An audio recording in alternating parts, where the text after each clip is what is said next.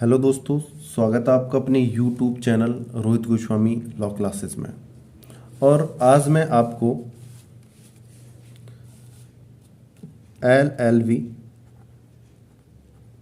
LLB first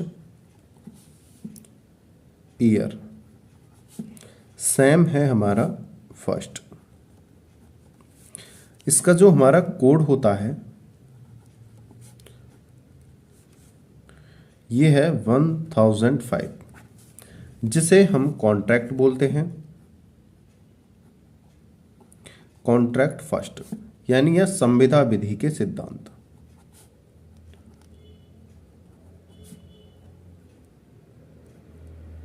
संविदा विधि के सिद्धांत। इस पेपर की एक सबसे बड़ी खास बात यह है, अगर हम इसको एक बार समझ गए तो समझ में आ गया। अगर हम इसे बार बार घुमा घुमा कर या सोच सोच कर इसे समझ कर कोशिश करें कि नहीं ये ऐसे नहीं ऐसे हो सकता है, ऐसे नहीं ऐसे हो सकता है, इसमें कम याद करा जाए। किसमें इसकी क्या है, कम याद करें और अपनी तरफ से ज़्यादा बनाएं। अपनी तरफ से ज़्यादा बनाना है हमें, ये नहीं है हमें बुक वाइज ज़्यादा चलना है। अगर हम इसमें बुक वाइज ज़्यादा चलेंगे तो हमारे कम नंबर आने के बहुत ज़्यादा चांस है। तो इस वाले पेपर में हमको किताबी नॉलेज के साथ साथ किताबी लैंग्वेज को छोड़ते हुए, किताब की नॉलेज तो हो लेकिन किताब की लैंग्वेज ना हो। लैंग्वेज हमें अपनी यूज करनी है। हमें यहाँ से किताब से तो सिर्फ हेडिंग्स और इसके आर्टिकल्स उठाने हैं, यानी सेक्शंस उठाने, सॉरी, और इसे अपने लैंग्वेज में जो है हमें पुट करना है। नहीं तो ये हमारे दिमाग से इतनी दूर चली जाएगी कि हम उम्मीद भी नहीं कर सकते हैं। ठीक है ना, ये बहुत ही ज़्यादा टिपिकल हो जाता है। ठीक है, तो आज मैं आपको कराऊंगा क्वेश्चन नंबर 2। अब से पहले मैं आपके यूट्यूब चैनल पर संविदा उन्मोचन करा चुका हूं। संविदा उन्मोचन। जिन लोगों को क्वेश्चन निकालने नहीं आते हैं, जो भाई अभी यूट्यूब पर हमारे नए जुड़े हैं और जो प्लेलिस्ट निकालने में मतलब थोड़ी दिक्कत होती है और उन्हें ये पता नहीं है कि हम इनकी ऑल वीडियोस कहाँ से देखें, तो उनके लिए मैं 1 मिनट का ये दिखा देता हूँ वीडियो। आप जो है ऐसे उसे निकाल सकते हो। जब हमारा यूट्यूब चैनल ऐसे चलेगा तो आप हमारे YouTube चैनल पर जब जाओ तो ऐसे हमारे YouTube चैनल पे यहाँ पे फोटो पे क्लिक करना है। फोटो पे जब आप क्लिक करोगे तो इस तरह का एक पेज खुलेगा। पेज पे आप यहाँ पे देख रहे हो, यहाँ पे ऊपर लिख रहा है प्लेलिस्ट। यहाँ पे प्लेलिस्ट पे जब आप क्लिक करोगे तो यहाँ सबसे फर्स्ट नंबर पे हमारी कॉन्ट्रैक्ट की वीडियो है। आप जब इस पे क्लिक करोगे तो हमारी ये 3 वीडियो अभी कॉन्ट्रैक्ट की हैं, 2 वीडियो। तीसरी वीडियो हमारी बस 1 या 2 मिनट में अपलोड होने वाली है, इसमें अभी आ जाएगी। ठीक है, देखो यहाँ पे शो कर रहा है, लेकिन आ चुकी है वीडियो इसमें, लेकिन अभी वो 1 या 2 मिनट में शो करने लगेगा। उसका भी थंबनेल वीडियो अपलोड कर चुका हूँ मैं। इसमें 3 वीडियो हैं। ठीक है, आप ऐसे जाके वीडियो को देख सकते हो। ठीक है ना, और एक बात आपसे मैं कहना चाहता हूँ, अगर आप हमारे यूट्यूब चैनल पर अभी नए हो और आपने हमारे यूट्यूब चैनल को लाइक शेयर एंड सब्सक्राइब नहीं किया है तो प्लीज़ हमारे चैनल को लाइक शेयर एंड सब्सक्राइब कर लो और बेल आइकन घंटी को दबा लो, क्योंकि हमारा जो चैनल है आपको फर्स्ट सेम से लास्ट सेम तक आपको इसी तरीके की वीडियो प्रोवाइड कराता रहेगा और आपके लॉ से जुड़े हर सवालों का जवाब हमारा चैनल आपको देता रहेगा। ठीक है, तो चलते हैं अपने यूट्यूब पर, अपने यूट्यूब चैनल की वीडियो पर और अपने क्वेश्चन पर। ठीक है, आप जाइए हमारे यूट्यूब चैनल की वीडियो पर, उन्हें देखो और मैं अब कराता हूँ आपका क्वेश्चन। ठीक है, पेशेंस बना के रहें। बातों को समझना ज़्यादा है, याद करने की चीज़ें नहीं है, सिर्फ समझने की चीज़ें हैं ये। चलते हैं अपने क्वेश्चन पे। प्रस्तावों यानी प्रस्थापनाओं की संसूचना, स्वीकृति और खंडन कैसे किया जा सकता है। एक प्रस्थापना की सूचना कब पूर्ण होती है। आगे चलते हैं। एक स्वीकृति की सूचना कब पूर्ण होती है। क्या एक प्रस्ताव और स्वीकृति को खंडित किया जा सकता है, यदि हाँ तो कब और कैसे। अब हम चलते हैं अपने आंसर पे। क्वेश्चन मैं पढ़ चुका हूं, और आप जब अपने एग्जाम को देने जाओ तो एग्जाम में आपको प्रश्न को 2 टाइम रीड करना है। आपको उससे पता चल जाएगा कि हमारा क्वेश्चन हमसे डिमांड क्या कर रहा है। चलते हैं आगे। प्रस्तावों की सूचना, स्वीकृति और खंडन कैसे किया जा सकता है। संविदा अधिनियम की धारा, मैंने आपसे देखो बोला था हमें सेक्शनों को याद करना है, अच्छे से रटना है, ठीक है। तो हम जब इस क्वेश्चन को करेंगे तो सबसे पहले हम लिख देंगे कि प्रस्तावों की संसूचना, स्वीकृति और खंडन कैसे किया जाता है, ठीक है। संविदा अधिनियम की धारा 3 के अनुसार, ठीक है। प्रस्तावों की, इस वाले को हम नहीं पढ़ेंगे, बार बार नहीं हमें लिखना है, सिर्फ इतना ही चलते रहेंगे।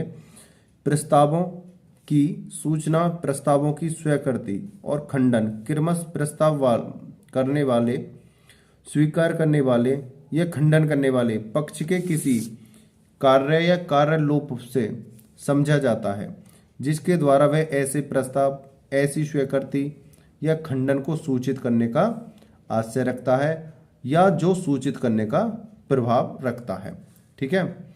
अब हम इसको एक बार समझते हैं। जो व्यक्ति प्रस्ताव करता है, उसकी सूचना देता है या उस प्रस्ताव की स्वीकृति करता है। देखो एक बात बताओ, अगर हम कोई व्यक्ति है, राम है, ये श्याम है, इसको अपना कोई कार्य मतलब कोई बिजनेस करना है या कोई सामान बेचना है, यानी इसको बैग बेचने हैं, ठीक है। क्या बेचने हैं? बैग। बैग इसके पास गया, इसने सूचना दी इसे कि भाई मैं बैग बेच रहा हूं, आप बैग लोगे, ठीक है। इसने क्या करा, या तो ये स्वीकार करेगा कि हाँ भाई मैं बैग ले रहा हूं, या इसे क्या करेगा, खंडन करेगा। मतलब ये एग्जाम्पल नहीं है, एक मैं आपको समझाने के लिए कर रहा हूं। या तो ये सूचना का स्वीकार करेगा, सूचना को, या इसका खंडन करेगा, ठीक है। आगे चलते हैं। अब हम इसे देखो, हमें अपने क्वेश्चन पेपर की 30 मिनट को ध्यान में रखते हुए हमें उसी के अकॉर्डिंग अपने पेपर को सेट करना है, ठीक है।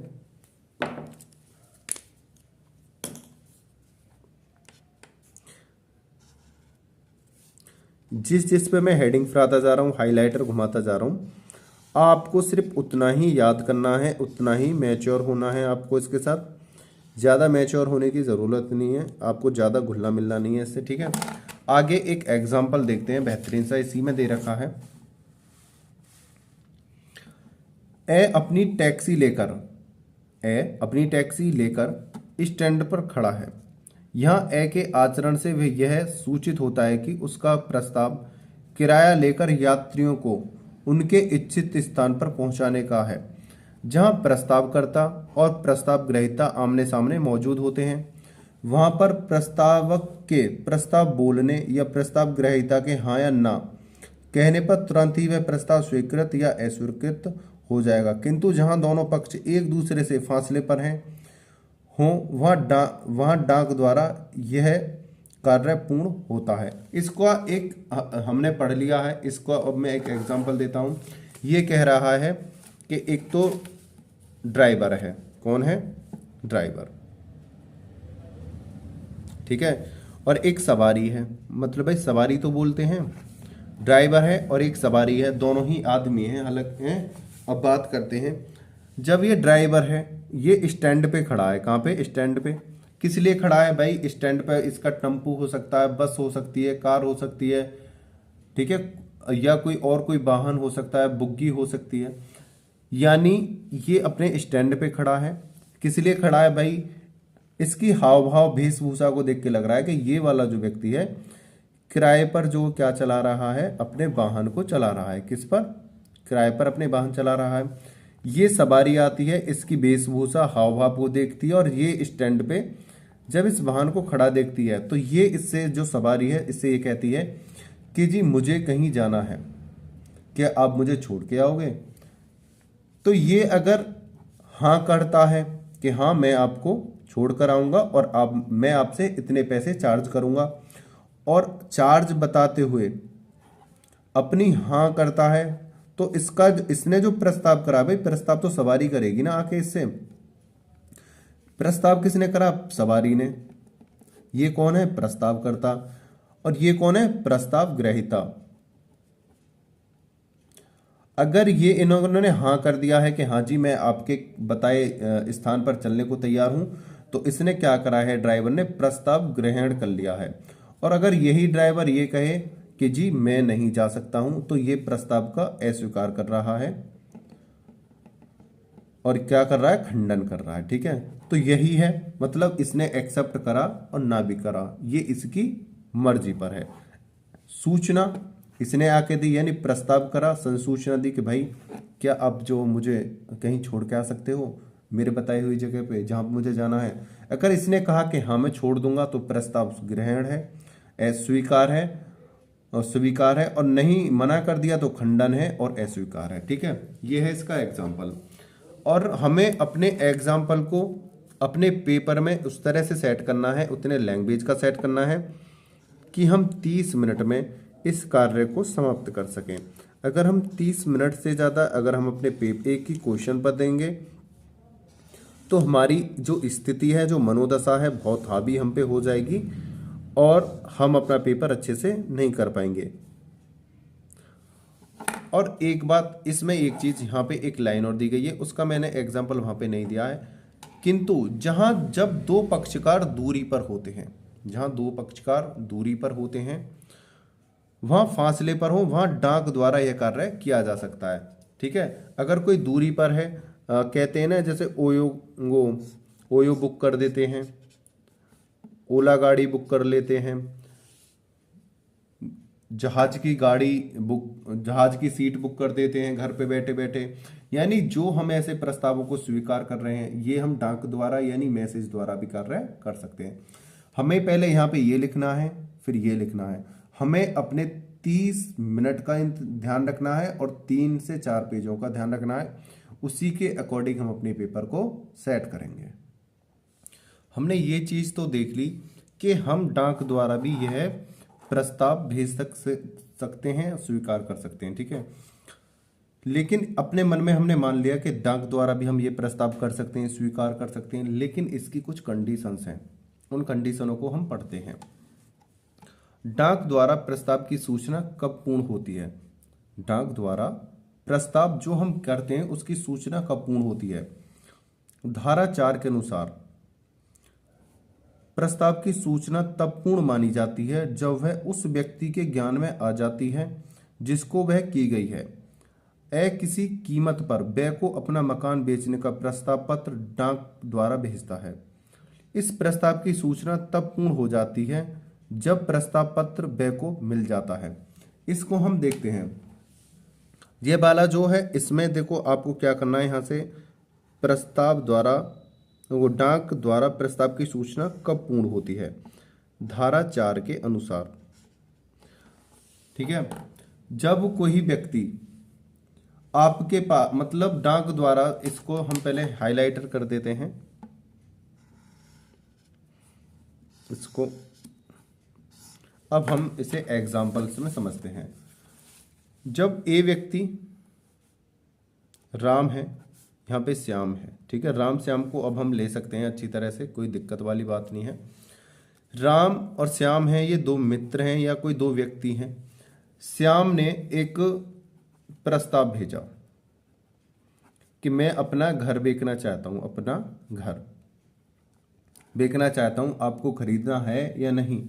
इसने प्रस्ताव डाक द्वारा किधर भेजा? राम के पास।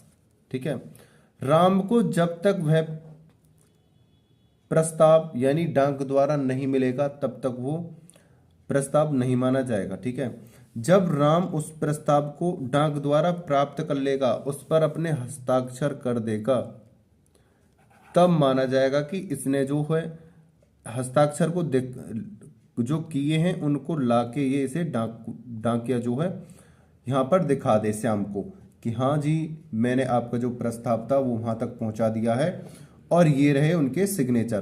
तो यहां पर माना जाएगा कि ये जो प्रस्ताव है ये क्या हुआ है? स्वीकार हुआ है। अगर इसने जो श्याम ने प्रस्ताव भेजा राम के पास, अगर राम ने यह कह दिया कि मैं ये प्रस्ताव अस्वीकार करूंगा, मतलब मुझे स्वीकार नहीं है, मैं इस प्रस्ताव का खंडन करता हूं, तो यह अप्रस्ताव होगा, वो प्रस्ताव जो अस्वीकार होगा।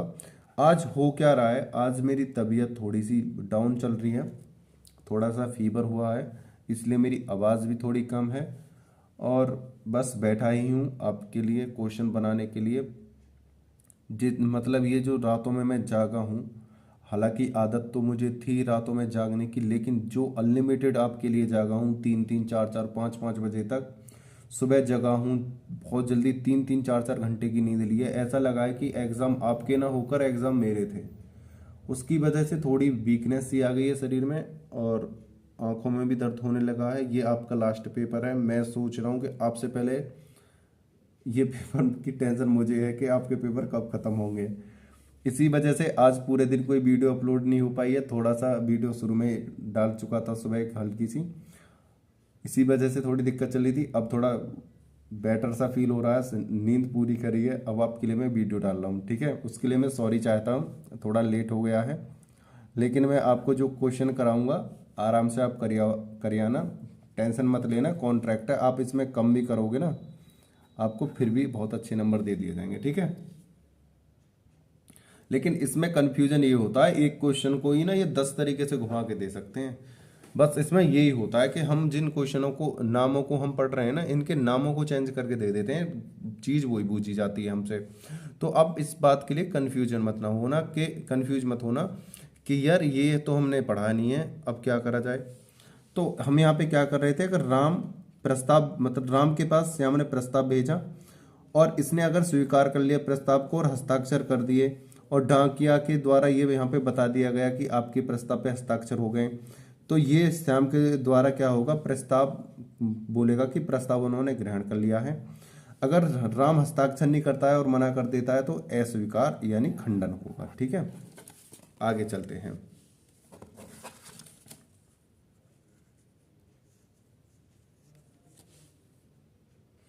अब देखते हैं डाक द्वारा स्वीकृति, ये थी सूचना, क्या थी, प्रस्ताव की सूचना कब पूर्ण होती है, जो हमने प्रस्ताव दिया है, और डाक द्वारा स्वीकृति की सूचना, सही है।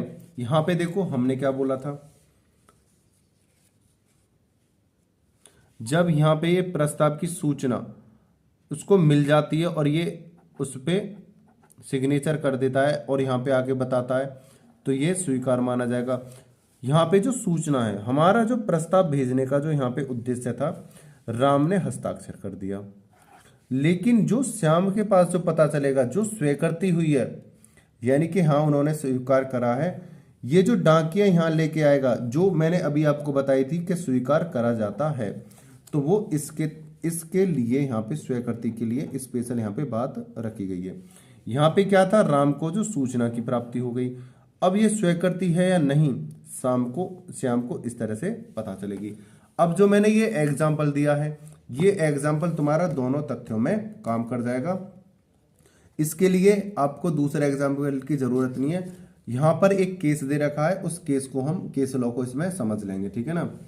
अब हम देखते हैं डाक द्वारा स्वीकृति की संसूचना कब पूर्ण होती है। वो थी सूचना की पूर्ति प्राप्ति, यहाँ पे है स्वीकृति की सूचना कब पूर्ण होती है, ठीक है। अब हम इसमें एक केस लॉ दे रखा है, हम उस केस को देखते हैं और बहुत ही आराम से चलते हैं, बड़े ध्यान के साथ इसे पढ़ते हैं। यहाँ पे हाइलाइटर पहले घुमा देता हूँ, आपकी नज़र सीधी उसी पर रहेगी फिर। अब देखो मैंने यहाँ पे हाइलाइटर घुमा दिया है, आपकी नज़र अब सीधी हाइलाइटर पे ही रहेगी, ठीक है। आपको इधर उधर भटकने की जरूरत नहीं है। एडम्स बनाम लिंडसेल 1818 में प्रतिवादी ने 5 सितंबर को पत्र द्वारा, 5 सितंबर को पत्र यानी डाक द्वारा ऊन बेचने का प्रस्ताव वादी को भेजा। वादी को यह प्रस्ताव 5 सितंबर को, मतलब जिस दिन भेजा था उसी दिन मिल गया। 5 सितंबर को ऊन बेचने का प्रस्ताव भेजा, वादी को यह प्रस्ताव 5 सितंबर को ही मिल गया। वादी ने उसी दिन, जहां पे जो प्रस्ताव उसके पास भेजा था ऊन बेचने का, वादी ने उसी दिन स्वीकृति का पत्र डाक में डाल दिया कि हाँ मैं इस ऊन को खरीदना चाहता हूं। उसने यही पत्र जो है उसी दिन डाल दिया, 5 को भेजा, 5 को ही स्वीकार करा और 5 तारीख को ही उसने रिटर्न वापस कर दिया कि हाँ मैं इसको खरीदना चाहता हूँ। जो प्रतिवादी को 9 सितंबर को मिला, भाई पहुंचने में थोड़ा लेट हो गया, किंतु प्रतिवादी ने 8 सितंबर तक इंतजार करके 9 सितंबर को ऊन किसी अन्य व्यक्ति को बेच दी। मतलब 5 सितंबर को प्रस्ताव करा, प्रस्ताव भेजा, 5 को ही दूसरे व्यक्ति ने स्वीकार कर लिया और उसने 5 को ही जवाब डाल दिया कि हाँ मैं आपकी जो ऊन है उसे खरीद लूंगा। लेकिन क्या करा, जो जो ऊन का मालिक था उसने 8 तारीख तक का इंतजार करा।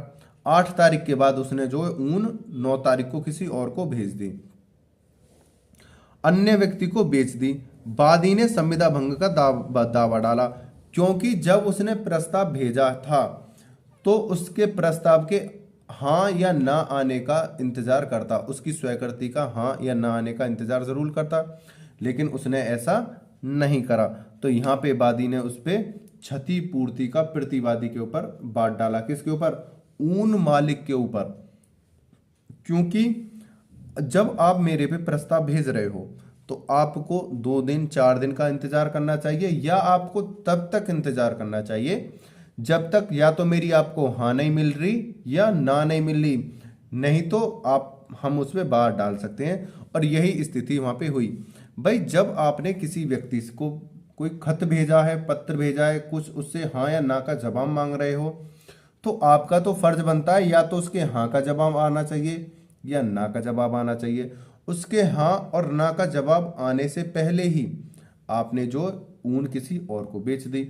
वादी ने ये संविदा एक्सेप्ट कर ली थी, तो यहाँ पे वादी जो प्रतिवादी के लिए के ऊपर क्षतिपूर्ति का बादल आया, जो कि बिल्कुल सत्य था। ठीक है, इसमें अब उम्मीद करता हूं ये बात आपको बिल्कुल अच्छे से समझ में आ गई होगी। हमें अपने क्वेश्चन की 30 मिनटों का भी ध्यान रखना है। आगे चलते हैं, अपना क्वेश्चन देखते हैं थोड़ा सा आगे। खंडन की सूचना कब पूर्ण होती है? कैसे पढ़ेंगे? खंडन की सूचना कब पूर्ण होती है। बस यहां से ये हेडिंग उठाएंगे हम, और यहां से धारा 4 के अनुसार खंडन की सूचना कब पूर्ण होती है। देखो बहुत सिंपल तरीके से याद हो जाएगा। ठीक है, मुझे पता है आपका जो पहला वाला जो क्वेश्चन था थोड़ा क्रिटिकल था, थोड़ा टिपिकल था। दिक्कत ये है कि वो आपका कॉन्ट्रैक्ट का पहला क्वेश्चन था। कॉन्ट्रैक्ट थोड़ा टिपिकल है। अगर एक दो क्वेश्चन आपको अजीब से लगेंगे, फिर जब इसकी लैंग्वेज आपकी समझ में आ जाएगी तो आपको ये बहुत अच्छे लगने लगेंगे, आपको बहुत मजा आएगा इन्हें पढ़ने में। ठीक है, इसमें हम इसका एग्जाम्पल ही देखेंगे। एग्जाम्पल को देखने के लिए हम इस एग्जाम्पल के ऊपर क्या करते हैं, हाईलाइटर फिरा देते हैं। ठीक है, मैं आपको फिर बोल रहा हूं, इसमें हेडिंग्स पे, सेक्शंस पे और एग्जाम्पल पे ज्यादा जोर दिया जाता है, इन भसड़बाजी पे जोर नहीं दिया जाएगा। ये हेडिंग हो गई, ये सेक्शन हो गया हमारा। अब एग्जाम्पल पे आगे डायरेक्ट। ठीक है, इसको पढ़ते हैं। ए तार द्वारा अपना प्रस्ताव खंडित करता है। ए खंडनकर्ता के लिए खंडन उस समय पूर्ण हो जाता है जब तार भेजा जाता है, तथा वह खंडन प्राप्तकर्ता के लिए तब पूर्ण होता है जब वह तार प्राप्त करता है। वह तार से अपनी स्वीकृति खंडित करता है। वह के लिए खंडन तब पूर्ण होता है जब वह तार भेजता है, तथा ए के लिए खंडन तब पूर्ण होगा जब वह तार ए को मिल जाएगा। अब इस चीज को हम ऐसे पढ़ तो चुके हैं, अब हम समझेंगे हमारी अपनी लैंग्वेज में। ठीक है, इसको देखते हैं हमारी अपनी भाषा में और बहुत ही साधारण तरीके से। ठीक है, अब एक हम एग्जाम्पल लेंगे, बहुत ही नॉर्मल लेंगे। आज के वर्तमान समय में यही एग्जाम्पल सबसे ज्यादा सफिशिएंट चल रहा है, जीएफ वीएफ का, जीएफ एंड बीएफ का। ठीक है, एक लड़का है, जीएफ माने होता है लड़की और बीएफ माने होता है लड़का। आपको जीएफ बीएफ की फुल फॉर्म कितनों को आती है प्लीज कमेंट करके बताइएगा। ठीक है, जीएफ और बीएफ की फुल फॉर्म कितनों को आती है बताइएगा। ठीक है भाई, थोड़ा पढ़ाई के साथ साथ थोड़ा मनोरंजन भी हो जाना चाहिए बच्चों आपका। अब पढ़ते हैं, लड़की ने लड़के को प्रपोजल भेजा। ठीक है, कि मैं आपसे फ्रेंडशिप करना चाहती हूँ, लड़की ने लड़का को भेजा, ठीक है, कि मैं आपसे दोस्ती करना चाहती हूँ। दोस्ती कौन करना चाहती है? लड़की दोस्ती करना चाहती है। लड़के ने के पास ये पत्र पहुंचता है। लड़का जो है इस पत्र के लिए ना कर देता है या हाँ कर देता है, ठीक है। तो ये जो इसने तो बोला था कि मैं तुमसे दोस्ती करना चाहती हूँ, लड़का ने कर दिया मना कि ना मैं नहीं करना चाहता, और इसने एक अपनी तरफ से एक लेटर लड़की की तरफ भेजा कि मैं तुमसे दोस्ती नहीं करना चाहता। लड़की को लेटर भेज दिया, ठीक है। अब ये जो लड़के ने जो लेटर यहाँ पे डाक द्वारा भेजा है, लड़के की तरफ से समझो इसने 1 जनवरी को भेजा, तो लड़के ने तो 1 जनवरी को ये जो भेजा था पत्र नहीं वाला, इसकी तरफ से तो यहीं से खंडन हो गया, 1 तारीख को ही खंडन हो गया। लेकिन ये जो पत्र था डाक द्वारा खंडन का, लड़की के पास पहुंचा 10 जनवरी को। तो ये जो खंडन हुआ है लड़की के लिए, ये 10 जनवरी को एक्सेप्ट होगा,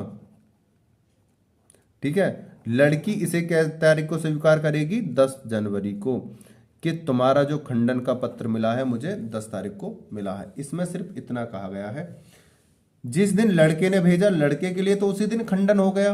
अगर कोई व्यक्ति बूझे या कॉल करके बूझे कि भाई तुमने खंडन करा या नहीं करा, कि मैंने तो 1 तारीख को ही कर दिया, लड़की के मन में अभी सस्पेंस चल रहा है कि हुआ है नहीं हुआ है, क्या है क्या नहीं है। अब लड़की के पास ये सूचना जब 10 तारीख को मिलती है, तब ये स्वीकार करेगी कि हाँ मेरा जो प्रस्ताव खंडित हो चुका है। जिस दिन प्राप्त होगा उस दिन ये खंडन माना जाएगा, ठीक है। उम्मीद करता हूं ये बात आपको समझ में आई होगी। प्रस्ताव और स्वीकृति का खंडन। प्रस्ताव और स्वीकृति का खंडन, इसको हम देखते हैं। प्रस्ताव और स्वीकृति का खंडन धारा 5 के अनुसार। इसमें ज्यादा ना पढ़ के हमें सिर्फ इसका एग्जाम्पल देखो, ये वाला एग्जाम्पल आप सब चीज समझ चुके हैं। प्रस्ताव और स्वीकृति का खंडन, प्रस्ताव का कब होता है, प्रस्ताव कब होता है, स्वीकृति कब होती है, खंडन क्या होता है, ठीक है। सब समझ चुके हो, एग्जाम्पल आप दे सकते हो, ज्यादा आगे बात पढ़ाने की जरूरत नहीं है। 30 मिनट का हमें ख्याल भी रखना है बस। अब हमें प्रस्ताव और स्वीकृति का खंडन, इसके लिए धारा 5 के अनुसार हेडिंग देख लेनी है, ठीक है ना। हेडिंगों को हम आपके लिए करा देते हैं। देखो करने के लिए बहुत कुछ है, लेकिन हमें अपना एग्जाम क्रैक करना है। अगर हमें ज्ञान और नॉलेज चाहिएगी तो हम स्पेशल क्लासेस आपके लिए डालेंगे, ठीक है ना। उस समय होती हैं ये बाकी की चीजें। अब हमारे पास समय कम है और हमें अपने एग्जाम को क्रैक करना है और हमें पास होना है, अच्छे नंबर लाने हैं, ठीक है। तो हमें प्रस्ताव का खंडन की सूचना देने से, खंडन कैसे होता है, देखो खंडन कैसे होता है, यहां पे क्लिक कर लो। प्रस्तावक द्वारा खंडन की सूचना देने से, ठीक है, धारा 361 के अनुसार। बस आगे आ जाओ। यहाँ पे अपना जो अगर केस डालना चाहो तो यहाँ पे केस डाल सकते हो। डिकंसन बनाम हाउस 1876 का सिद्धांत भारत में लागू नहीं होता, ये वाला इसमें आप यहाँ पे डाल सकते हो, ठीक है। बस इतना, ये कुछ नहीं लिखना है। प्रस्तावक द्वारा खंडन की सूचना देने से, धारा 61 के अनुसार। और ये नंबर 2 पे आ जाओ। ऐसे प्रस्ताव में उसकी स्वीकृति के लिए निर्धारित समय के बीत जाने से, ठीक है। नंबर 2, बस बात खत्म। नंबर पूरे मिलने वाले हैं धारा 62 के अनुसार। 62 के अनुसार इसमें क्या है?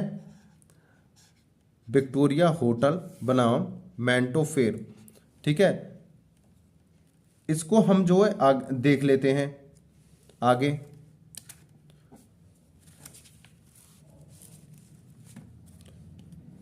स्वीकृति की पूर्ववर्ती शर्तों को पूरा करने में, जो मतलब जो स्वीकृति हुई थी उस समय, जो पहले जो स्वीकृति हुई थी, जो उन्होंने पहले बात जो तय करी थी, उनका अगर पूरा नहीं होना है तब स्वीकृति की पूर्ववर्ती शर्तों को पूरा करने में स्वीकारकर्ता की असफलता, मतलब कोई बात तय हुई और वो बातें पूरी ना हो पाई तब, धारा 63 के अनुसार, ठीक है। प्रस्तावक की मृत्यु या पागलपन से, ठीक है। अगर प्रस्तावक है उसकी मृत्यु हो जाती है या पागल हो जाता है तो क्या हो जाता है, खंडन, 6(4) के अनुसार। इससे ज्यादा हमें कुछ नहीं करना है। और आपको इंपॉर्टेंट चीज ये जो केस लॉ है 1 और 2, आपको इन्हें रट लेना है और इसमें लिख देना है। आपको प्रॉमिस कर रहा हूं, आपसे वादा कर रहा हूं, अगर आपने जिस तरह से मैंने आपको कराया है, जो जो मैंने चीज कराई है, आपके इतने बेहतरीन नंबर आएंगे, इतने बेहतरीन नंबर आएंगे, आप बिलीव नहीं करोगे, ठीक है। आपको सिर्फ ये डालना है, फिर ये डालना है, ठीक है। फिर आपको ये डालनी है हेडिंग, फिर आपको ये केस लॉ डालना है, ठीक है। फिर ये डालना है, आपको ये डालना है, ठीक है, दूसरा। फिर आपको इसकी हेडिंग्स, ये सब चीज़ें, ठीक है। 30 मिनट में आप कितने भी तेज लिखने वाले हो, इससे ज़्यादा नहीं लिख पाओगे। और उम्मीद करता हूँ आपको ये क्वेश्चन अच्छा लगा होगा। और आपसे सिर्फ मैं एक रिक्वेस्ट करता हूँ, अगर आप हमारे यूट्यूब चैनल पर अभी नए जुड़े हो और आपने हमारे यूट्यूब चैनल को अभी लाइक शेयर एंड सब्सक्राइब नहीं किया है, तो प्लीज़ भाई बहनों आपसे रिक्वेस्ट है, ज़्यादा से ज़्यादा मात्रा में लाइक शेयर एंड सब्सक्राइब करो। और आपसे एक बात कहना चाहता हूँ, आप जो लाइक नहीं करते हो, कुछ गिने चुने भाई हैं जो कमेंट करके हमारा हौसला अफजाऊ करते हैं, तो आप भी हमारे लिए कमेंट करा करो और बताया करो आपको कितनी फ़ायदा हुआ और आपका पेपर कैसा गया है, ठीक है। मेहनत आपकी है, बस हम तो प्रयास कर रहे हैं आपके नंबर अच्छे आ जाएं, ठीक है। प्रेशर मत लेना माइंड पे, घबराना नहीं, आप अपने मन से तैयारी करो, मैं आपके साथ हूँ, आप परेशान ना होना, ठीक है ना। और जो नए नए लोग हैं, जो नए बहन भाई मेरे चैनल से जुड़े हैं, प्लीज़ कमेंट करके बताओ आपको कितना फ़ायदा हो रहा है और आपकी तैयारी कैसी चली है, ठीक है ना। वीडियो को अंत तक देखने के लिए धन्यवाद। आप इसी तरह से निरंतर आगे बढ़ो, मैं आपके साथ हूँ। जय हिंद, जय भारत।